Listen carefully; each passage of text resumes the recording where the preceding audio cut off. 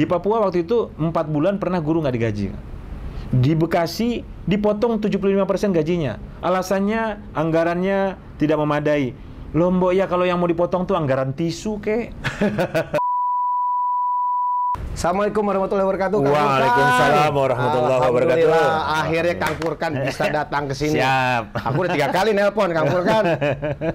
Karena saya pingin banget Kang Furkan ada di sini. Iya. Pertama satu, katanya Kang Furkan tuh visioner banget.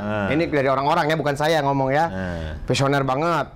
Pembela dan milenial gitu ya. Milenial juga. Dan revolusioner. Jadi pejuang pendidikan. Nah, itu yang akan Kang Furkan perjuangkan nanti, apalagi nanti jadi caleg gitu loh. Jadi para revolusioner atau pejuang pendidikan, para pemilih, nanti Kang Furkan itu ada jejak digitalnya di kita. Janji-janji beliau nanti akan kita rekam di sini. Siap. Jadi kalau Akang jadi wakil rakyat, Kang, punten Kang, ditagih pasti Kang. Siap. Siap. Justru harus begitu. Jadi pasti ditagih Kang ya. Iya. Tapi Kang sebelum kita mulai pertanyaan Kang, kita ngopi dulu Kang. Ngopi pas Kang. Ini kopi asli Lembang Kang. Kopi Lembang. Kita cicip dulu Kang. Kita dulu Kang. Gimana Kang rasanya kopi? Benar ya, terasa dari Lembangnya. Wih, alhamdulillah keren kopi Lembang. Kopi Lembang. Hanya di Ngopi Pas. Ada banyak kopi. Ada banyak kopi. Kopi spesial ini Lembang punya. Spesial. Iya. Jadi Akang juga termasuk narasumber saya yang spesial. Siap. Kang Furkan, kita langsung aja nih ya. Ya, saya sebelum mengundang Akang tuh saya banyak data dari teman-teman. Banyak referensi yang masuk ke saya lah. Siapa Kang Furkan? Cuman saya ingat aja nih, Maya. PSI udah pasti lah ya. Sekarangnya calon legislatif PSI DPR RI. Dapilnya Bandung Cimahi ya. Ya. Kang Furkan AMC. Ya. Tapi nanti kita ngomong AMC nanti lah. Saya juga penasaran itu soal itu. Tentang ini aja Kang. Dulu Akang tuh saya kenal aktivis karena saya jurnalis Kang. Iya. Jurnalis. Dan saya tahu Akang gitu loh, aktivis. Kenapa mau ke partai dan mau jadi calon wakil rakyat, Kang? Itu dua aja, Kang. Iya. Puluhan tahun saya berjuang di dalam koridor civil society. Dan saat ini saya merasa semua yang diperjuangkan itu harus segera diagregasi. Harus dieksekusi, harus dituntaskan. Jadi tidak semata-mata kritik dari jauh, tapi juga bertanggung jawab menuntaskannya melalui jalan elektoral, melalui jalan demokrasi. Karena apa? Karena seharusnya semua gagasan perjuangan tersebut memang harus dimuarakan ke sistem.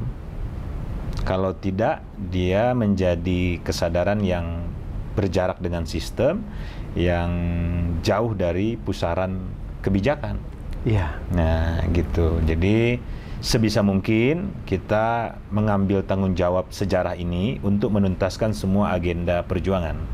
Jadi ini sesungguhnya bagian dari tanggung jawab sejarah. Udah itu ya Kang? Udah. Kang, yang saya tahu banyak juga aktivis kan? Siap. Akang yang keberapa itu yang aktivis gitu Kang ya? Katanya Akang punya spesial aktivisnya. Memang pingin apa yang Akang perjuangkan sebenarnya? Ya, konsen saya saat ini adalah perjuangan pendidikan. Nah, bagi saya, pendidikan ini harus jadi madrasah kita semua. Madrasah apa maksudnya? Madrasah untuk kita belajar mendidik bangsa ini hadap konstitusi. Kenapa? Karena sesungguhnya konstitusi menjamin semua warga itu hak pendidikannya. Ya, tapi banyak sekali warga yang terabaikan haknya. Karena itu melalui persoalan pendidikan ini kita belajar mengajak publik, mendorong partisipasi publik, memastikan negara ini harus hadap konstitusi. Kalau dalam pendidikan saja negara tidak hadap konstitusi, tidak komit dengan konstitusinya, sudah bisa dibayangkan dalam urusan-urusan lain juga akan abai terhadap hak-hak konstitusional warga atau rakyat.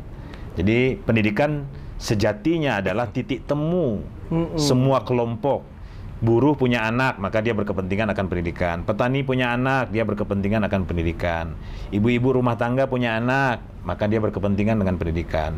ASN punya anak, berkepentingan pendidikan. Jadi nggak ada satupun yang tidak berkepentingan dengan pendidikan. Nah, maka pendidikan seharusnya menjadi isu strategis bersama.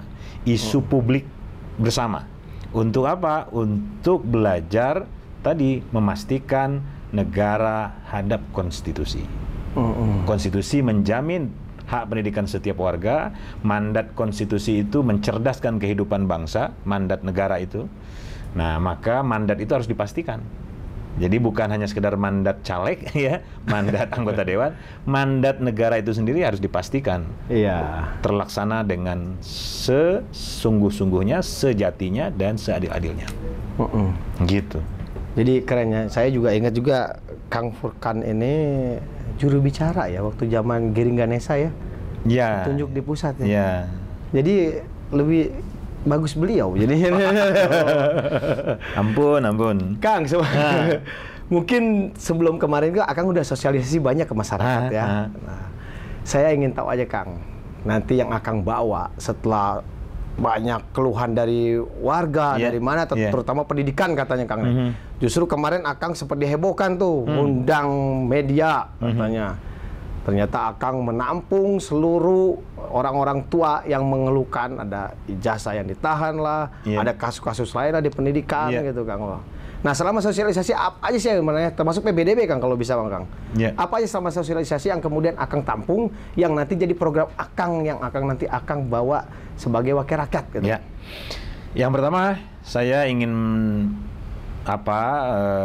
memastikan kepada semua bahwa perjuangan pendidikan ini bukan semata-mata karena momentum pemilu. Oh ya. Jauh sebelum pemilu, perjuangan ini sudah dimulai. Tahun 2021, kita sudah berhasil mendorong 13.000 ijazah yang ditahan diproses tanpa sepersen pun biaya. Punten Kang, 13.000 itu se-Indonesia? Se-Jawa Barat. Se-Jawa Barat aja? Se-Jawa Barat aja. Nah, padahal angkatan 2020 saja 7% dari lulusan angkatan 2020 yang berjumlah 560.000 itu belum terima ijazah. Itu setara dengan kurang lebih 39.000 orang. Itu baru satu angkatan. Padahal sampel yang kita temukan di 2 kelurahan saja. 2 kelurahan? 2 kelurahan saja, ada 67 kasus waktu itu kita temukan dari mulut ke mulut. Itu variannya terdistribusi. Ada yang angkatan 2020, 2019, sampai 96. Jadi 20 tahun. Masih ada? Iya. Ada yang di SD, ada SMP, SMA, SMK, MTSN, ada di Madrasah Aliyah, ada di SMK negeri maupun swasta. Dari 67 kasus tersebut, saya mulailah gerakan advokasi penahanan ijazah. Saya datangi Dinas Pendidikan Jawa Barat, kemudian saya paksa Dinas Pendidikan untuk bicara di publik. Waktu itu saya selenggarakan seminar publik, saya pembicaranya. Kemudian Dinas Pendidikan Jawa Barat juga diwakili oleh Sekdis, dan kemudian Ketua Ombudsman Jawa Barat, Kang Dan Satriana. Nah, pada saat itu kita bongkarlah fakta-fakta tersebut, dan akhirnya Dinas dari 1 bulan kita bergerak itu, Dinas kemudian merespon dengan menyiapkan aplikasi Silapis, aplikasi pengaduan ijazah yang ditahan, dan menginstruksikan pekan pengambilan ijazah se-Jawa Barat untuk SMA. Kenapa SMA dan SMK? Karena SMA SMK itu tanggung jawab Dinas Jawa Barat. Kalau SD dan SMP tanggung jawab kota. Nah, akhirnya diinstruksikan, dan alhamdulillah 13.000 ijazah diproses. Dari yang awalnya kita mengadvokasi 67 kasus. Jadi 67 kasus itu akhirnya menjadi pendorong bola salju terselamatkannya belasan ribu korban-korban lainnya. Nah, maka pada momentum pemilu ini saya ingin gerakan itu terus dilanjutkan. Jadi pemilu bagi saya hanyalah sebuah musim atau etape, di mana dalam etape itu agenda perjuangan harus terus berlanjut. Dari 2021 itu agenda terus dilanjutkan, maka hari ini pada momentum pemilu saya mensinergiskannya di dalam agenda elektoral. Nah, dengan cara memastikan setiap sosialisasi, agenda pokok yang saya tawarkan itu adalah bagaimana membangun ketahanan pendidikan di setiap wilayah, dengan mengusung revolusi pendidikan. Kenapa revolusi pendidikan? Karena kalau reformasi itu sifatnya cuma tambal sulam, apalagi kalau evolusi nunggunya lama sekali, bisa ratusan tahun baru selesai.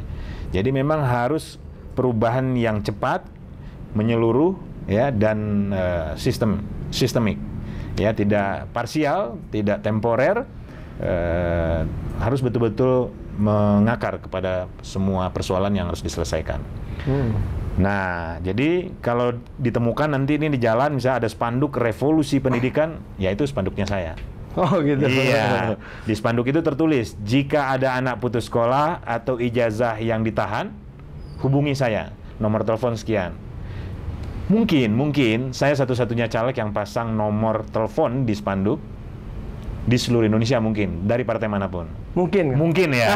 Takutnya kita mengklaim absolut, siapa tahu ada juga yang lain. Mungkin nanti diikutin semua, jadi nggak apa-apa. Justru semakin banyak caleg yang pasang nomor telepon, itu semakin memastikan politik itu bisa kita persembahkan kepada kaum mustarafin, sehingga semua caleg tidak bisa lari. Semua caleg pasang badan, nomor teleponnya ada, bahkan alamatnya jelas. Nah, akhirnya semua korban itu menghubungi saya dan kemudian datang ke tempat saya. Jadi alamat saya pun mereka tahu. Alamat saya tahu, kemudian nomor teleponnya tahu, sehingga mereka bisa mengakses kapanpun. Nah, ini sesungguhnya substansi dari politik. Apa itu? Substansi politik itu sesungguhnya adalah mendorong partisipasi publik seluas-luasnya untuk memperjuangkan hak mereka terhadap hak konstitusional mereka. Jadi mereka harus memperjuangkan hak konstitusionalnya. Ya, semakin luas rakyat memperjuangkannya, maka semakin sejatilah politik itu hadir di tengah-tengah rakyat. Kalau enggak, politik hanya menjadi gimmick, menjadi gosip, dan menjadi entertain aja. Bahkan menjadi tipu muslihat, sesuatu yang sangat tidak ada hubungannya dengan nasib rakyat.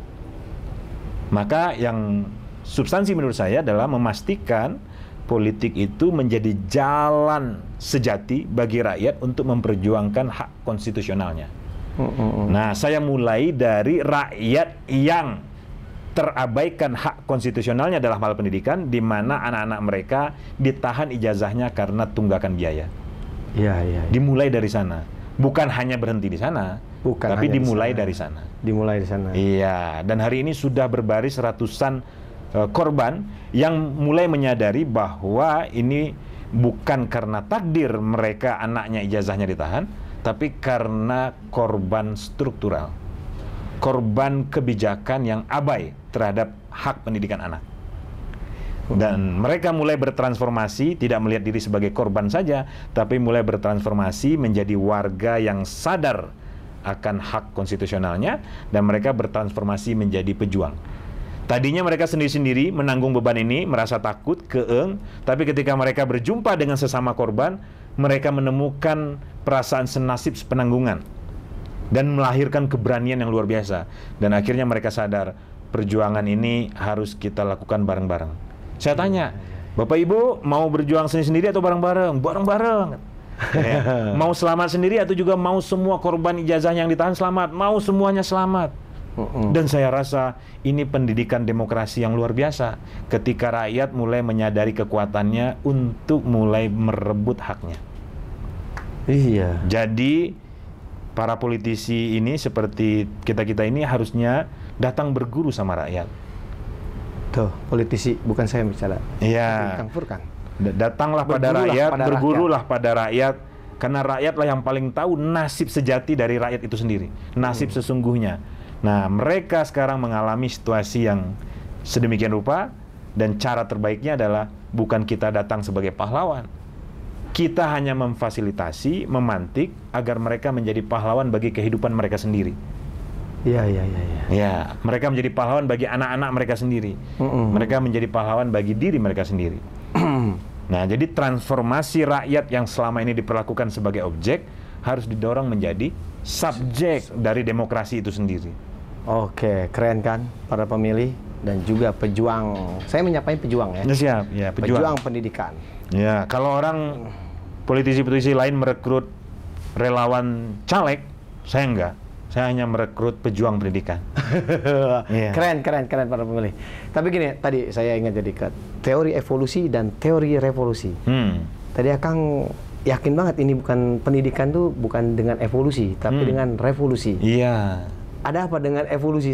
Tapi kan semua yang dilakukan sekarang evolusi juga kayaknya, Kang. Iya.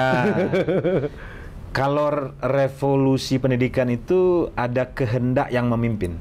Oh iya. Ya, kehendak yang datang dari pantulan objektif situasi sosial. Ya. Jadi situasi ilmiah itu kan berarti objektif, realitasnya tersedia. Nah, tapi realitas itu kemudian ditangkap oleh kesadaran-kesadaran subjek-subjek ini, dan kemudian menjadi kehendak.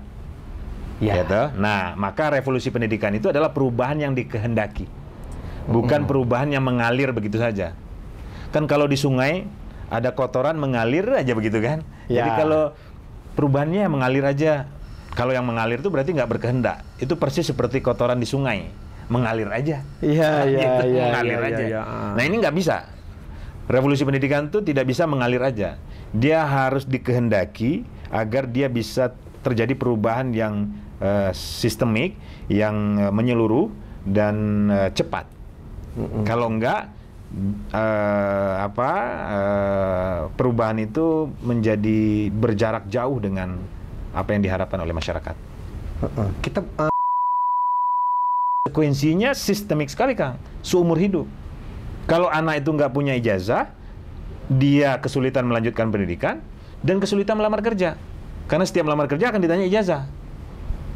Maka dampaknya luar biasa. Anak bisa jadi minder karena teman-temannya sudah berkembang sedemikian rupa, dia enggak. Dan itu akan ditanggung seumur hidup. Sudah ditemukan kasus itu, Kang? Banyak. Sekarang laporan yang masuk ke saya itu sudah 324 per 2 hari kemarin. Lah yang dari 96 itu gimana itu? 2006 apa tadi itu? Ya, itu yang waktu saya perjuangkan tahun 2021. Ya kan? Kalau ini data yang baru saya kumpulkan selama 3 bulan, 4 bulan terakhir. Oh. Ya. Kalau itu sudah babak tahun 2021. Ini babak baru nih. Seharusnya tahun 2021 itu sudah beres. Iya. Nah, ternyata enggak. Nah, makanya saya bilang tahun 2021 itu berhasil mendorong 13.000. Ternyata pengakuan dari Kepala Dinas Pendidikan Jawa Barat, angkatan 2020 saja 7%-nya belum terima ijazah. Berarti banyak sekali. Maka perjuangan nggak bisa berhenti hanya di tahun 2021. Ini harus dilanjutkan. Nah, Kang. Ya. Ketika orang tua itu datang ke posko revolusi pendidikan dan menceritakan keadaan mereka, saya kira kalaupun Akang hadir di sana, Akang nggak akan sanggup menahan air mata. Bagaimana seorang ibu bercerita terhadap anaknya, dan tidak sedikit di antara mereka single parent. Nggak ada lagi suami, nggak ada lagi ayah dari si anak. Anaknya mungkin juga ada 1 orang 2 orang yang sudah beranjak dewasa, yang dia mungkin berharap anaknya bisa segera bekerja, membantu ekonomi keluarga di tengah suasana COVID dan lain-lain. Tapi kemudian harapan itu menjadi terhambat gara-gara ijazah ini ditahan dan dia nggak bisa mendapatkan pekerjaan yang layak. Jadi kalau jumlahnya sebanyak itu, jangan-jangan itu menjadi penyumbang salah satu yang terbesar dari angka pengangguran di Republik ini. Jangan-jangan benar. Iya, karena itu ini nggak boleh dibiarkan. Ini bisa jadi mengancam ekonomi nasional. Loh, angka pengangguran tinggi itu kan berarti indikator signifikan untuk kita mengukur bagaimana realitas ekonomi kita saat ini. Dan kalaupun mereka bisa kerja, jangan-jangan mereka hanya bisa bekerja di sektor informal. Iya, informal. Iya, itu pun beruntung kalau dapat kerjaan. Jadi ini nggak main-main, dan itu bukan angka. Ya, jutaan ya, kalau tidak pun jutaan ya ratusan ribu itu bukan angka, tapi adalah anak-anak kita, anak saudara kita, anak tetangga kita, anak bangsa ini yang seharusnya mereka adalah pewaris sah dari Republik ini. Nah, jadi bukan sekedar angka, satu anak saja adalah satu masa depan, satu kehidupan. Jadi kalau ada ratusan ribu anak yang ditahan ijazahnya, berarti ratusan ribu kehidupan plus ratusan ribu keluarga yang terusik, terancam, terabaikan hak konstitusionalnya, sehingga masa depannya juga menjadi terancam. Ini agak ini juga ya kita ya. Tapi gini, Kang, saya jadi ingat tadi posko revolusi pendidikan. Iya. Itu di mana, Kang? Akang udah meritis kapan, Kang? Tentang posko revolusi pendidikan. Ya, kalau sekarang posko itu alamatnya ada di Jalan Sultan Tirtayasa. Oke. Iya. Catat ya. Iya. Di mana biasanya saya sehari-hari di sana beraktivitas. Teman-teman juga suka diskusi di sana dari berbagai kalangan. Ada penggiat hukum, penggiat lingkungan, dan lain-lain, termasuk penggiat pendidikan ini. Nah, hari ini saya transformasi menjadi posko revolusi pendidikan. Kenapa dinamai posko revolusi pendidikan? Karena kehendak tadi. Ini harus menjadi jalan untuk perbaikan pendidikan yang menyeluruh. Ya, dan dia harus dikanal energinya. Jadi gini Kang, kalau kita manasin kompor untuk masak nasi, kita panasin 1 menit, terus kita matiin, panasin lagi 1 menit, kita matiin lagi, sampai 10 hari pun kita panasin kayak gitu-gitu, bakal berubah nggak beras jadi nasi Kang? Enggak lah. Enggak dong. Nah, maka perubahan itu hanya akan terjadi apabila dia dipanaskan terus konsisten sampai titik didihnya. Maka titik didih itu adalah momentum perubahan beras menjadi nasi. Kalau beras berubah menjadi nasi saja, terikat dengan hukum-hukum perubahan seperti itu, maka perubahan pendidikan pun sama. Dia harus dipanaskan sampai pada titik didihnya, sehingga barulah kita bisa berharap terjadi perubahan pendidikan yang lebih baik.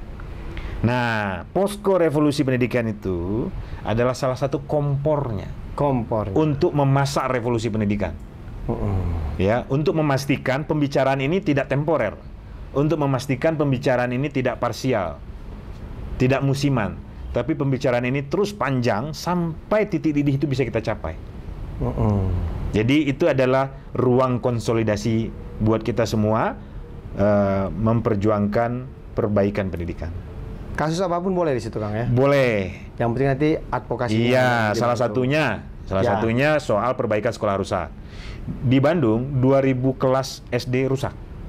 Di Bandung? Iya, terakhir kemarin di Batu Nunggal ambruk, untung nggak ada siswa di dalam. Tapi Kang, ternyata yang rusak itu bukan hanya di Bandung. Setengah dari sekolah di seluruh Indonesia rusak kelasnya. Setengah. Ruang kelas SD itu 60,60% rusak seluruh Indonesia. Ruang kelas SMP 53%. Ruang kelas SMA dan SMK 45%. Jadi kalau di rata-rata 50% ruangan kelas di seluruh Indonesia rusak. Makanya waktu itu saya menginisiasi gerakan bela sekolah seluruh Indonesia. Ada juga gerakan bela sekolah. Iya, jadi di dalam revolusi pendidikan ini benar-benar untuk pendidikan. Ya, di dalam revolusi pendidikan ini ada bela sekolah, ya, ada bela siswa, ada bela guru, bela dosen, ya, ada bela disabilitas. Ya, kenapa sebegitu banyak bela atau pembelaan yang harus dilakukan? Politik itu diukur dari pembelaan. Siapa yang dibela? Baru kita bisa mengukur politik itu dipersembahkan untuk apa. Kalau enggak, jangan-jangan politik hanya untuk membela kaum oligarki, atau hanya membela kaum borjuasi, hanya membela kepentingan kelas atas. Justru pihak-pihak yang seharusnya dibela malah tidak dibela. Contoh, 4 bulan saya pernah memviralkan gaji 2 orang guru, suami istri, ngajar di sekolah negeri, total gajinya cuma 800.000 Kang. Cuma 800.000. Lalu bagaimana kita berharap kualitas pendidikan dengan guru-guru yang hanya digaji segitu? Tentu mereka akan sibuk untuk mempertahankan hidupnya ketimbang mengajar. Iya. Dan itu bukan terjadi hanya di 2 orang itu. Ada ratusan ribu guru hanya menerima ratusan ribu rupiah. Coba kan? Iya Kang, saya juga jurnalis sering itu. Terakhir kita ngangkat di Rakyat Rumahu itu guru yang akhirnya jual martabak tiap malam. Iya. Karena dia udah 15 tahun masih honorer. Iya. Jual martabak. Iya. Di Ciwidey Kang. Iya. Kebayangkan kalau dia sibuk malah aktivitas ekonomi yang lain, bagaimana dia akan konsentrasi ngajar untuk anak-anak? Di Papua waktu itu 4 bulan pernah guru nggak digaji. Di Bekasi dipotong 75% gajinya. Alasannya anggarannya tidak memadai. Loh mbok ya, kalau yang mau dipotong tuh anggaran tisu kek. Ya kan, anggaran yang lainnya. Kenapa harus gurunya? Nah, ini menunjukkan orang menganggap guru dan semua insan pendidikan itu menjadi persoalan yang tidak primer, menjadi persoalan yang tidak penting. Jadi pendidikan itu dianggap sebagai anak tiri selama ini, Kang. Tapi anggaran paling besar loh, Kang, pendidikan. Kata siapa? 20%. Nah, besar itu. Mari kita bongkar. Sok, gimana? Dari 20% mandat konstitusi, mandat konstitusi itu 20% APBN, APBD untuk pendidikan di luar gaji guru. Kenyataannya, semua gaji guru dan administrasi pakai anggaran pendidikan. Itu yang pertama. Padahal mandat reformasinya di luar gaji guru. Kemudian dari postur 20% itu, setengahnya ditransfer ke daerah. Ya. namanya TKD, 50-60%. Ya, di dalamnya juga sebagian dipakai juga buat anggaran desa, dana desa. Ya, nanti bisa lihat di postur anggaran di beberapa tahun ke belakang. Nah, setelah setengah ditransfer ke daerah, artinya sebenarnya tanggung jawab pemerintah daerah tuh. Maka orang-orang di daerah harusnya mengawal anggaran itu. Nah, yang di pusatnya terbagi dua lagi. Satu jadi dana abadi, jumlahnya nggak banyak. Nah, kemudian yang besarnya lagi dibagi lagi. Satu dipegang oleh Kemendikbud, kemudian dipegang juga oleh Kemendak, karena ada madrasah di bawah Kemendak dan lain-lain. Dan sebagian lagi jadi bancakan 17 kementerian dan lembaga negara. Jadi 17 kementerian ikut makan di anggaran itu. Pada akhirnya yang dikelola oleh mengelola kemudian Kang. Ikut mengelola ceritanya. Padahal ya itu. Jadi anggaran-anggaran pelaksanaan kegiatan-kegiatan kementerian yang sifatnya edukasi dianggap bagian dari anggaran pendidikan. Oh, iya. Iya. Padahal berbeda sekali. Padahal berbeda sebenarnya gitu. Nah itulah kenapa kita butuh revolusi pendidikan, Kang. Ya. Korban-korban yang ijazahnya ditahan itu akhirnya nyadar, oh ini dari hulu ke hilir ini ada persoalan, sehingga akhirnya mereka di ujung menanggung beban. Harus bayar seragam, bayar uang praktikum, bayar uang ujian, bayar uang study tour. Karena dari hulu ke hilir bocor-bocor. Iya. Hasil evaluasi Komisi 10 DPR RI pun, Kang, APBD di seluruh Indonesia, di semua daerah, rata-rata hanya 8-9% yang dialokasikan untuk pendidikan. Padahal mandat konstitusinya 20%. Jadi dari sisi anggarannya, dari sisi tata kelolanya, dari sisi distribusinya, dari sisi prioritasnya dan seterusnya, alokasinya dan sebagainya, itu harus ditata ulang. Kalau enggak, ujungnya yang menanggung beban mereka yang lemah-lemah tadi, warga yang lemah secara ekonomi dan akhirnya harus menanggung tunggakan, nggak sanggup bayar, anaknya mau ujian dan sebagainya. Ujungnya akhirnya ijazahnya ditahan. Jadi mereka sebenarnya dampak paling hilir yang menanggung persoalan ini. Nah, akhirnya para korban pun menyadari, ya rakyat yang tadi ijazahnya ditahan, anak-anak ijazah anaknya ditahan itu menyadari, wah ternyata ini bukan semata-mata soal ijazah. Ini menyeluruh berpersoalan di dalam pendidikan.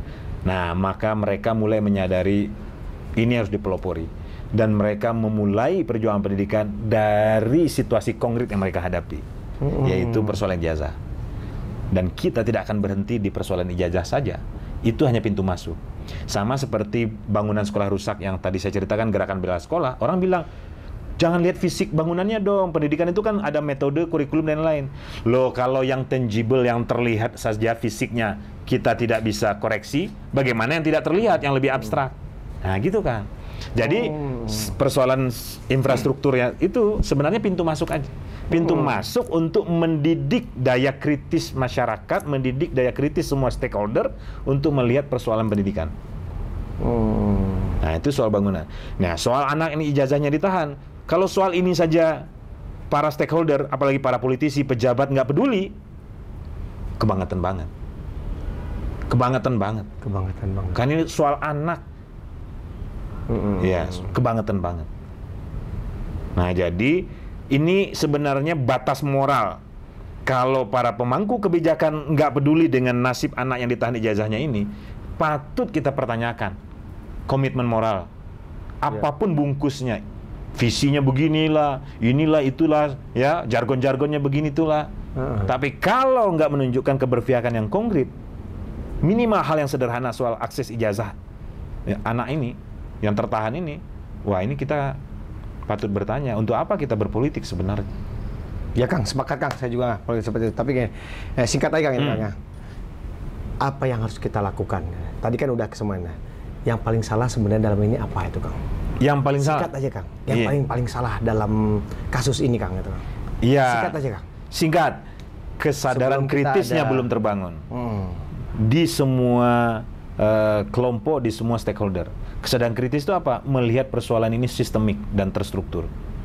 Jadi nggak bisa hanya mengharapkan satu orang, mengharapkan Pak Jokowi saja, mengharapkan Pak Nadiem saja, nggak bisa. Nggak bisa. Ya, mengharapkan Pak Gubernur saja, Pak Wali Kota saja, nggak bisa. Semua harus terlibat, mengkoreksi, mengawal persoalan ini.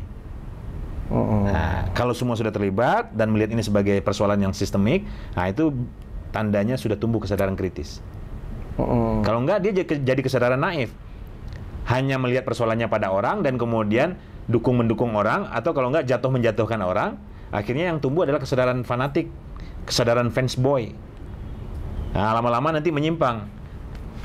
Lebih jauh kesadarannya. Nanti jadi membenci lah, dan seterusnya.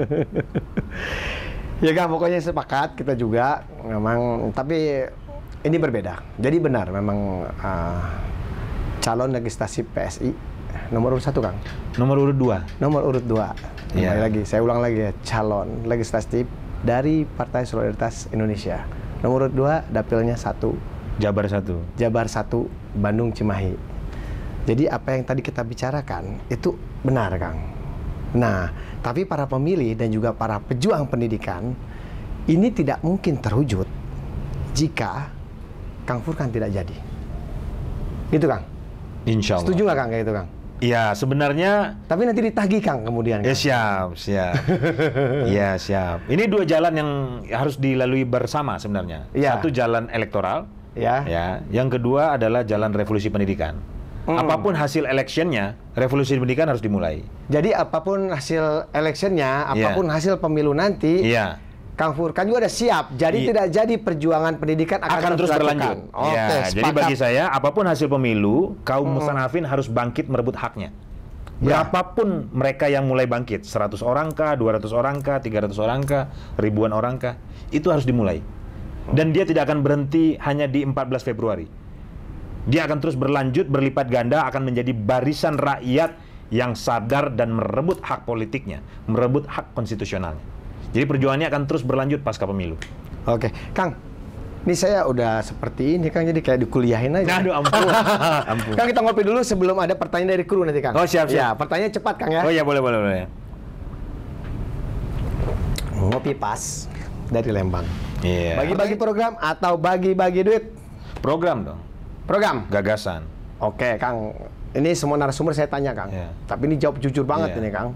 Akang tuh caleg yang banyak duit atau tidak banyak duit, Kang? Yang kedua. Yang kedua? Iya. Benar, Kang. Jadi ini jujur ya, Kang. Saya jurnalis, Kang. Saya tahu banget ya. Setiap apapun, apalagi di era kayak gini, caleg datang itu mindset tuh orang semuanya selalu ada caleg, ada duitnya, ada gitu, Kang. Tapi kita harus mempelajari masyarakat, politik tidak uang, gitu, Kang. Saya kasih contoh. Iya, Kang. Oke. Akang dan teman-teman di penonton, pemirsa bisa lihat akun IG saya. Itu warga datang berduyun-duyun, atau saya datang ke warga berduyun-duyun, ya, tidak sama sekali pakai ongkos. Mereka datang dari seluruh penjuru kota Bandung ke posko revolusi pendidikan tanpa ongkos. Membicarakan perubahan pendidikan. Dan itu ditanya oleh banyak caleg-caleg yang lain di seluruh Indonesia. Kok bisa sih sekarang ngumpulin orang nggak pakai ongkos? Ya, pakai kesadaran. Dan mau, Kang? Dan mau. Yakin, Kang, ada, Kang? Yakin. Lihat aja di IG saya. Jadi masih ada, Kang, ya? Masih ada. Oh. Nah, selama ini karena rakyat tidak dikasih pilihan yang bermutu, ya akhirnya dia dinabobokkan dengan money politik tadi. Tapi ketika dia disajikan sesuatu yang bermutu terkait dengan perjuangan nasib dan haknya sendiri, mereka akhirnya sadar, ngapain nasib masa depan anak ditukar dengan hanya minyak goreng. Minyak goreng, oh benar. Ya kan? Ditukar dengan minyak gorengnya, udah gitu cuman selisih Rp2.000 dari harga di minimarket. Iya. Masa depan ditukar dengan hanya Rp2.000? Akhirnya mereka nyadar, enggak. Jauh lebih berarti perjuangan ijazah. Ijazah ini tertahan tunggakannya belasan juta rupiah. Dan sekarang beberapa sudah terbebaskan tuh. Belasan juta tunggakannya. Loh, apa artinya dengan selisih minyak goreng yang cuma Rp2.000? Tuh kan, demokrasi harus belajar. Iya. Demokrasi yang bermutu, yang bergizi harus kita persembahkan untuk rakyat. Sepakat. Nah, itu tugas kita. Tugas politisi dan juga tugas para jurnalis dan civil society. Karena ini tugas bareng-bareng. Tugas bareng-bareng ya, intinya. Kang, ini terakhir, Kang, Akang silakan ke kamera, Kang. Mengenalkan diri Akang kampanye nanti, Kang. Ya, kampanye Akang lah ibaratnya gitu loh. Mangga, Kang.